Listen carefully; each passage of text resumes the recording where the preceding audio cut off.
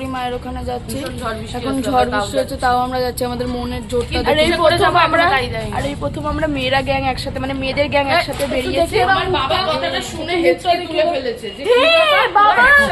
শুধু আমরাই বেরিয়েছি, এখানে কোনো ছেলেরা নেই, মানে বাবা দাদা কেউ নেই। চলো দেখতে থাকো। ঝড় বৃষ্টি নেমে গেছে, আমরা এরকম ভাবে সত্যি রে খুবই বৃষ্টি। আর এত বৃষ্টির কারণে ওলাও বুক নিচ্ছে না। আর তার উপরে আমার মা হচ্ছিল আম্বানি, আর আমার মা হলো কি ভিতুর দল, এক পা বেরোতেই ভয় পাচ্ছে। আমরা আছি 5 জন মানুষ, কিন্তু হচ্ছিল 6 জনের সিটের এরকম একটা ওলা বা উবের বুক করতে হবে, দাবি যেটার দাম প্রায় 300 টাকার কাছাকাছি। আর আমার মা তো বলছে হেঁটে হেঁটে চলে যাবো।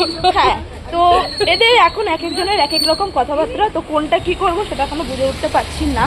আগে আমরা যাই 15 নম্বর অবধি গেলে আমরা বুঝতে পারবো, তো দেখতে যাবো।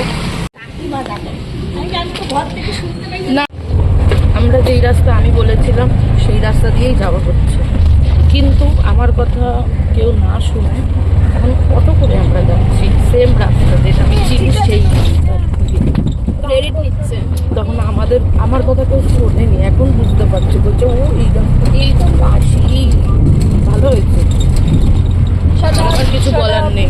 তো যাই হোক না কেন, দেখতে দেখতে আমরা মায়ের মন্দিরের সামনে চলে এসেছি। আর সেদিনকে একটু বৃষ্টি পড়ছিল, তো ভেতরে ঢুকে সেরকম একটা ভিড় ছিল না, তাও একটু লাইনে দাঁড়াতে হয়েছে। আর দেখো মায়ের মুখটা কতটাই না সুন্দর লাগছে বাইরে যে ছবিটা। তারপরে আমরা দেখতে দেখতে আস্তে আস্তে আমরা ঢুকে পড়লাম মায়ের মন্দিরে। ভেতরে ঢুকে মায়ের অপূর্ব রূপ দেখে আমরা তো জাস্ট রূপমুগ্ধ হয়ে গেলাম। তো যারা যারা আমার ভিডিওটা দেখছো তারা জয় মা শ্যামা সুন্দরী বলতে ভুলো না। তো দেখা হচ্ছে নেক্সট ব্লগে বা শর্টসে। টাটা।